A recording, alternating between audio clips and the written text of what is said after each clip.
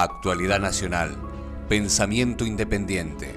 Sí se puede, con la conducción de Hugo Furlaneto. Que nos ha brindado realmente una excelente, como digo yo, una excelente clase magistral. Y no exagero para nada, porque cuando digo clase magistral se refiere a aquellas clases que uno que ha por ahí caminado a algún lugar en la facultad, en alguna cátedra, daba gusto escuchar, ¿no? O sea, daba gusto escuchar por la enseñanza, por la claridad de concepto y porque nos dejaba, lo que nos dejaba esa clase, que no parecía que, digamos, nos eximía de ir a buscar documentación, estaba todo dicho, todo dicho. De eso se trata este programa, por lo menos la intención. Y así que con el agradecimiento reiterado al compañero Héctor Flores, retomamos en este caso este bloque por analizar una nota de un documento de la Iglesia en cabeza del Monseñor Arancedo que habla otra vez la Iglesia tomando un lugar, digamos, protagónico en la denuncia del incontrolable avance del narcotráfico en la República Argentina. Por lo tanto, le pedimos su concepto al compañero. Bueno, indudablemente el tema del narcotráfico se ha transformado no en lo que el nombre indica, en el tráfico de narcóticos, de estupefacientes, de manera irregular, sino en el principal enemigo de la subsistencia de las identidades nacionales y de la posibilidad de seguir constituyendo una comunidad que viva el futuro como una comunidad de destino. Es un genocidio organizado a plazos. No es un genocidio, digamos, a corto plazo, es un genocidio a largo plazo. Porque indudablemente las adicciones, especialmente la cocaína, el paco, que es realmente misidial, afectan de manera irreversible el cerebro. Hay cientos de miles de adolescentes en la Argentina sin futuro como seres humanos, porque no van a poder estudiar, no podrán trabajar, no podrán formar una familia. Y cabe preguntarse, ¿quién los va a mantener? ¿Qué vamos a hacer con esa población de minusválidos cerebrales? ¿Alguna vez nos hemos planteado? ¿Algún dirigente político ha tomado el toro por las astas y ha dicho, ¿qué vamos a hacer con estos cientos de miles de jóvenes argentinos sin futuro? El tema es muy grave porque ya no es simplemente un tema de tráfico. Hay algunas estadísticas que creo que son bastante elocuentes. Por ejemplo, en el año 2007, la Argentina estaba en el puesto número 11 en América Latina en consumo de cocaína. A partir del 2013, solamente 6 años luego, ocupamos el puesto número 1 en consumo de cocaína en América Latina. Qué bárbaro, qué bárbaro. Pero además de habernos transformado en el principal consumidor de cocaína en América Latina, somos el tercer exportador mundial de clorhidrato de cocaína. También, exacto. Principales exportadores a Europa y al África.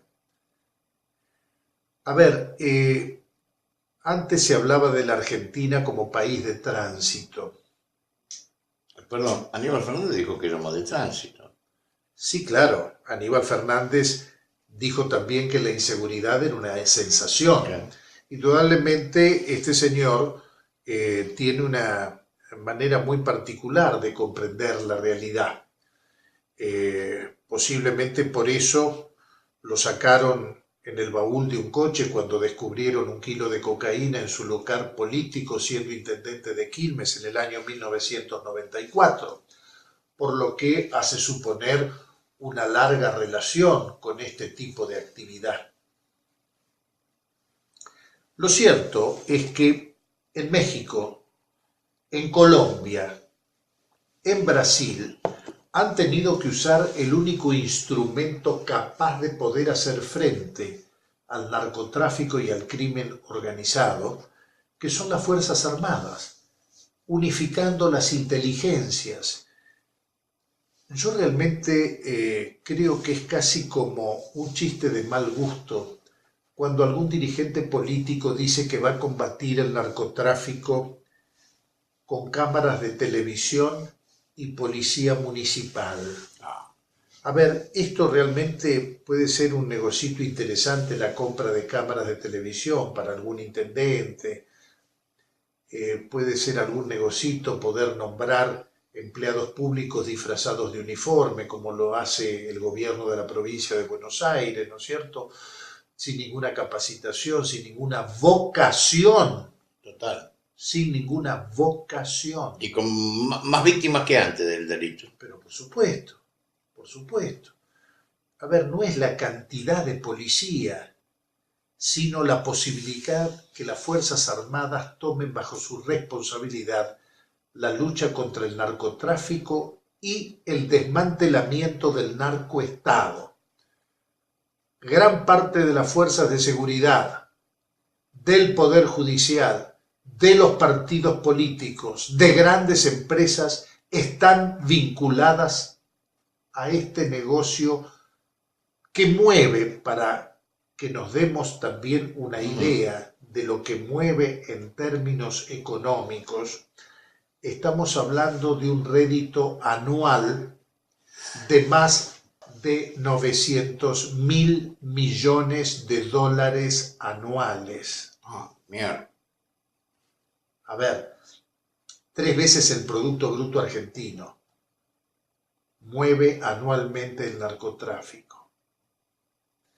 Claro, también hay que preguntarse por qué grandes bancos como el First National Citibank o el Chase Manhattan lavan miles de millones de dólares sin preguntar su proveniencia en las Islas Caimán. Indudablemente que si no hay bancos lavadores es muy difícil seguir adelante con el negocio. Entonces, esto es una cadena que solamente se puede cortar primero con una voluntad y una decisión que debe surgir de la toma de conciencia del daño y del perjuicio que genera el narcotráfico. Claro. Pero además, impedir a las Fuerzas Armadas que actúen es estar asociado al narcotráfico. Porque solamente las Fuerzas Armadas, por su nivel organizativo, por su inteligencia y por la posibilidad de trabajar en forma coordinada con las Fuerzas Armadas del Mercosur, de Chile y de Bolivia, solamente a nivel continental, con una inteligencia coordinada a nivel continental, se puede combatir con eficiencia.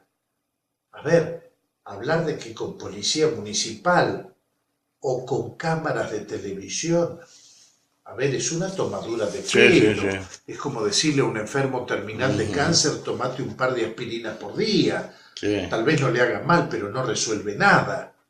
Entonces, es fundamental que los argentinos tomemos conciencia de la dimensión de este peligro y evidentemente la Iglesia, como institución fundadora de la nacionalidad argentina, no simplemente desde el punto de vista espiritual, sino con la responsabilidad de ser institución fundadora de la patria. Exacto. A ver, la Iglesia no es simplemente un tema espiritual. Es institucional, totalmente, sí. desde la primera Junta de Gobierno, Sí, sí, sí. la Junta Grande, el Congreso de Tucumán, estuvo poblado de religiosos. Recordemos a Alberdi, recordemos a Aldeanfunes, recordemos a Fray Justo Santamaría de Oro, Sí, sí. por no mencionar a Jerónimo Salguero, a Sí, tantos obispos que fueron fundadores de la nacionalidad. Entonces la Iglesia no puede omitir la condena. Está cumpliendo con su deber, no solamente desde el punto de vista espiritual, sino con su responsabilidad de institución fundadora de la nacionalidad y de la Argentina. De lo mismo que las Fuerzas Armadas. Las Fuerzas Armadas Son de la patria, no son los son- genocidas. exactamente. Son las Fuerzas Armadas de la patria. Es lo que digo, yo sostengo siempre en mi programa, ¿no? A ver, las Fuerzas Armadas, más allá de los errores que indudablemente han cometido a lo largo de muchos años de historia, mandos militares, que Mandos, no las Fuerzas Armadas. no las Fuerzas Mandos, Armadas, que exacto. mandos militares, que han sido captados o convencidos por algún grupo de interés, o que han negociado, porque, a ver, estamos hablando, por ejemplo, del golpe del 76, ¿no es cierto? Ese golpe fue impulsado por los propios grupos subversivos que necesitaban eliminar a un gobierno con una gran legitimidad popular Y que lo has expulsado en el 1 de mayo, que yo estuve en esa plaza. del 74. Exacto, No cuando los el echó general de la plaza, Exacto. porque no era guardián de plaza, los echó del movimiento. Del movimiento. Y los tres adjetivos que Perón usa para expulsarlos es traidores, mercenarios e infiltrados. Exacto. Por eso los expulsa Perón. A ver, nadie habla de que el almirante Macera se reunió en el centro piloto de la Embajada Argentina en París con la conducción montonera y negoció que se quedaran con el dinero de los secuestros, siempre y cuando la conducción montonera le indicara a Macera lo que iba a ser la contraofensiva del 79. Y fue así como pudieron, con la delación de sus propios mandos, que negociaron con Macera, que además, a través de 3 simulacros de fusilamiento a la señora de Perón, pretendía armar el Partido de la Democracia Social y ser él el heredero del peronismo, El peronismo. con el partido que se llamaba de la Democracia Social. Bien, es una conversación, digo, y ustedes, mis oyentes, realmente, ojalá tengan la impronta de seguir abrevando en esta historia que es apasionante, que es tan real, y es tan real porque toca en la esencia de nuestro pueblo. Créanme que es así. Héctor, yo quería volver un poco al tema del documento de Arancedo, ¿no? Cuando la Iglesia en el 2013 lanza la denuncia del narcotráfico en la Argentina, que tiene relación también con una declaración de Francisco I, de que no era de paso, que era de generación, de producción y demás, en ese momento se produjo una cosa muy evidente. Los medios, la gente, los políticos, los dirigentes empezaron a hablar del tema. Parecía ser que si la Iglesia no hablaba, nadie hablaba. La Iglesia habló y se fue diluyendo, como estuvimos analizando, se fue diluyendo en el tiempo. Ahora salta de nuevo y concreta la nota cuando dice: si la dirigencia no toma medidas, fíjate vos hasta dónde llegó para mí la lectura de la posición de la Iglesia. Si la dirigencia no toma medidas, costará mucho tiempo y mucha sangre erradicar las mafias del narcotráfico. Y evidentemente Es muy real y muy duro aparte, ¿no? es realista, es realista. Lo que pasa es que la realidad es muy dura, no lo que dice la Iglesia. La Iglesia está reflejando una realidad. Esa realidad es muy dura porque día a día hay sangre derramada de argentinos víctimas de alguno de los dos lados del efecto del narcotráfico.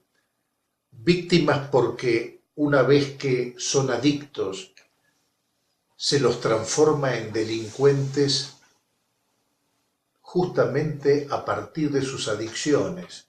Esto lo vemos en chicos de 11, 12 años que los envician con el paco y los obligan a delinquir para seguir dándoles paco. A ver, es una suerte de esclavitud para el mal. Por esto es que la Iglesia hace bien en decirlo, pero lo viene diciendo hace mucho tiempo. Mucho tiempo, por supuesto. Y cuando Bergoglio era el cardenal primado y arzobispo de Buenos Aires y buscaba hablar con el gobierno de estos temas, nunca lo recibieron. No lo recibían. No que no le decían, no lo recibían. No lo recibían. Exacto. Porque sabía que iba a plantear estos temas. Claro. Ahora, como es el sumo pontífice, van a verlo para sacarse fotos. Claro. Pero hay algo que tenemos también que tener en cuenta. Bergoglio